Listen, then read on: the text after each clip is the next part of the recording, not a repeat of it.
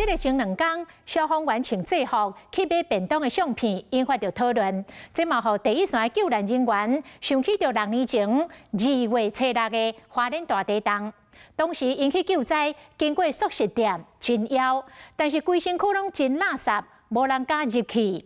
当时的经理坚持请因入去，佮讲随在恁点，今仔日阮请。救援人员讲，迄顿的滋味，因到呾拢还会记哩。消防署嘛讲，伫个无影响到勤务的原则下，消防人员会当穿制服、买食物来补充着体力，嘛请民众多多甲因鼓励。进前伫基隆这间便当店，消防人员买中岛长的相片引起讨论，和同款伫第一线的救援人员真有同感。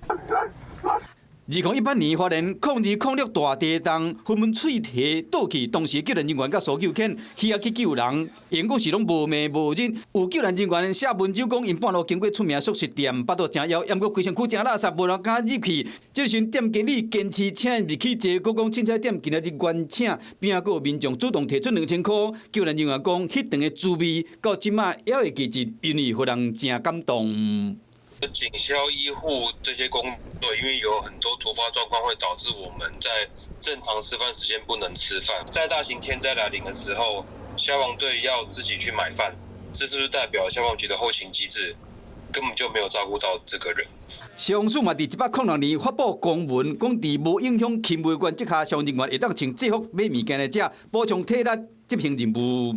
民众如果有遇到外出购餐的消防人员，也鼓励大家能够正面给予购餐的消防人员鼓励。警察甲拍火英雄徛伫第一线守护咱的家园嘛，望讲咱的乡亲会当分更较侪支持甲鼓励。Hello， 我是林仙怡。想要抢先掌握最及时的新闻资讯吗？赶快订阅、按赞、开启小铃铛，锁定华视新闻 YouTube 频道。